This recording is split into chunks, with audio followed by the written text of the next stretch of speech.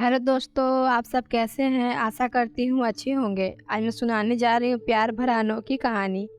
कहानी है स्कूल के शादी के मंडप तक। हेलो दोस्तों, मेरा नाम शिरीष है। यह कहानी तब की है जब मैंने 9वीं कक्षा में प्रवेश लिया था। वह स्कूल का पहला दिन था।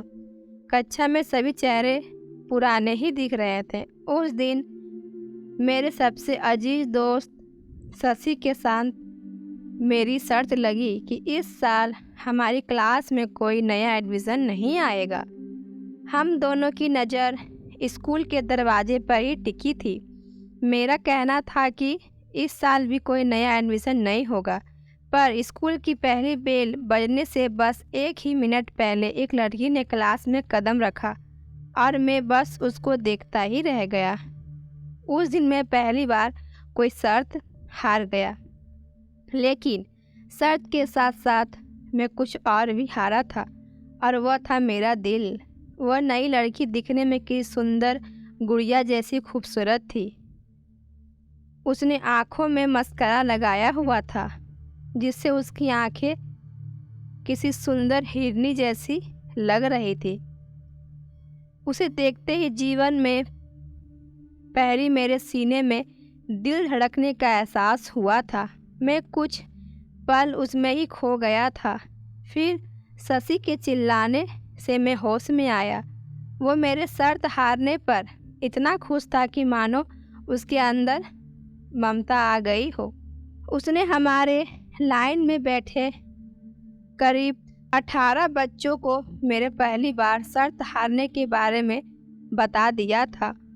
वो लड़की लेट आई थी, इसी वजह से उसे पीछे वाले बेंच पर आकर बैठना पड़ा था, और मैं भी पीछे वाली बेंच का ही विद्यार्थी था।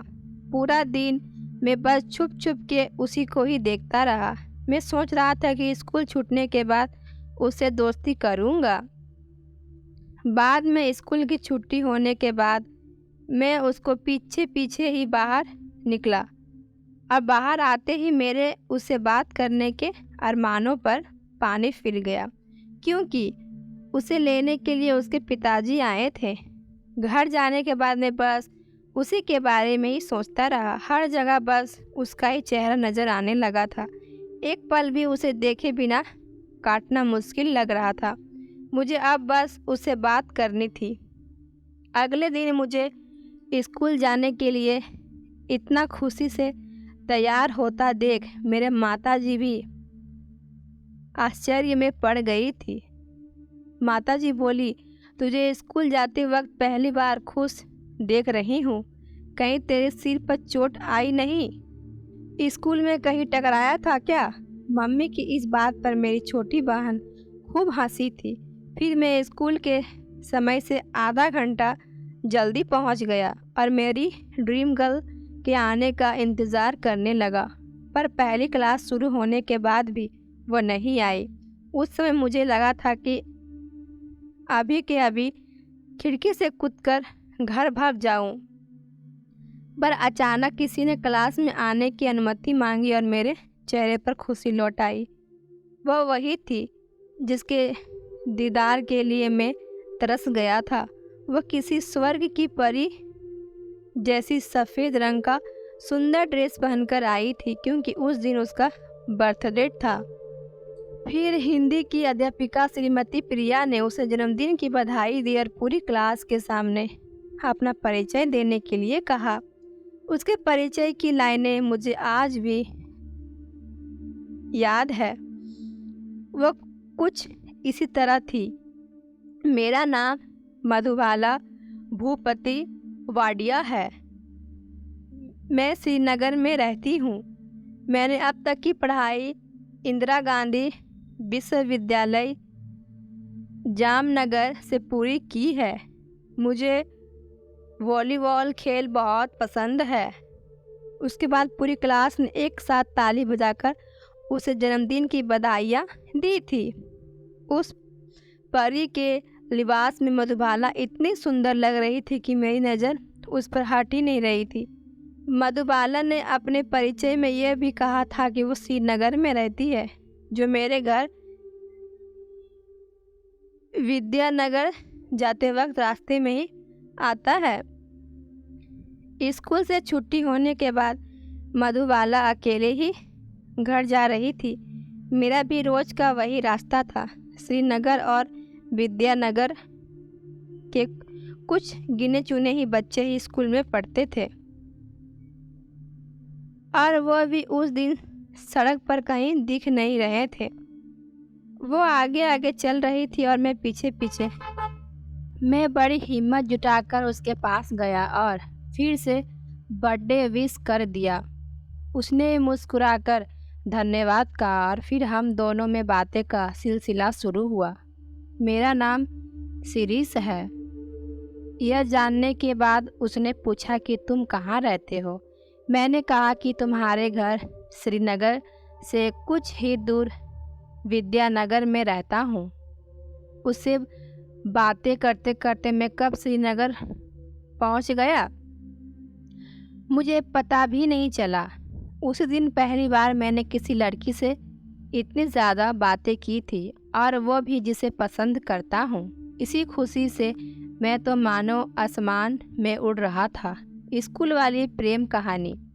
फिर अगले दिन से हर रोज़ हम दोनों एक साथ स्कूल आया जाया करते थे। वो सबसे कहती थी कि शिरीष मेरा सबसे अच्छा दोस्त है, पर मेरे लिए वो एक दोस्त से कहीं बढ़कर थी, क्योंकि मैं उसे प्यार करने लगा था, लेकिन उससे कहीं कह नहीं पा रहा था। रोज़ एक दूसरे के साथ समय बिताते हुए वह 9वीं कक्षा का साल कब पूरा हुआ पता ही नहीं चला। फिर हम दोनों 10वीं कक्षा में आ गए। वह साल भी पढ़ाई और हंसी मजाक में अच्छी तरह बीत रहा था। पर एक दिन जुलाई के आखिरी सप्ताह में मधुबाला ने अचानक से स्कूल में आना बंद कर दिया। मैंने 2 दिनों तक उसका इंतज़ार किया। अब मेरा से मन उठ चुका था। मधु से बात ना होने के कारण मेरा किसी भी चीज़ में दिल नहीं लग रहा था। फिर करने पर स्कूल के एक टीचर से पता चला कि मधुबाला बीमार है, इसलिए इतने दिनों से वह स्कूल में नहीं आ रही थी। मधु बीमार है यह सुनकर मुझे उसे मिलने की तीव्र इच्छा होने लगी।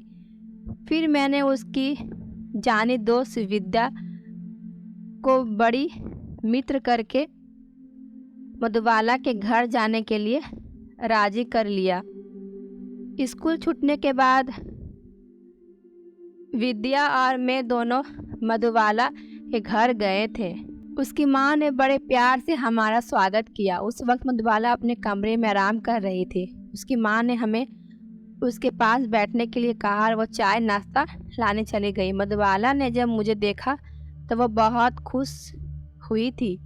उसके चेहरे की वो मुस्कान देखने के लिए मैं तो तरस गया था। उसे देखकर दिल को एक अलग ही सुकून मिलता है।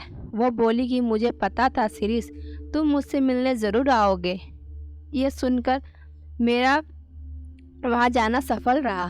फिर हमने कुछ देर बैठकर बातें की और बाद में उसे गुड बाय कहकर अपने घर लौट आए। अगले दिन से मधुबाला स्कूल आने लगी। अब मधुबाला का मेरे प्रति नज़रिया दोस्ती से प्यार में बदलने लगा था, पर वो खुद से कुछ बोल नहीं रही थी। फिर स्कूल का वार्षिक समारोह का दिन आया। उस दिन मधुबाला हरे रंग की साड़ी पहनकर आई थी। क्या क़यामत ढा रही थी। उसी दिन क्लासरूम में ही मौका देकर मैंने मधुबाला से अपने प्यार का इजहार कर दिया और मधु ने भी अपना जवाब आई लव यू टू में दिया था। 10वीं का बोर्ड एग्ज़ाम पास करने के बाद हमने एक ही कॉलेज में दाखिला करवाया था और आज लगभग 6 सालों से साथ हैं। फिर भी हमारे प्यार में एक तिल मात्रा भी कमी नहीं आई। अब हमारी ज़िंदगी का अगला पड़ाव शादी होगा। तो दोस्तों, ये कहानी आप सुनकर कैसे लगे आप हमें कमेंट के माध्यम से बता सकते हैं और अपने दोस्तों के साथ शेयर करें। प्लीज़ लाइक करें, सब्सक्राइब करें। धन्यवाद।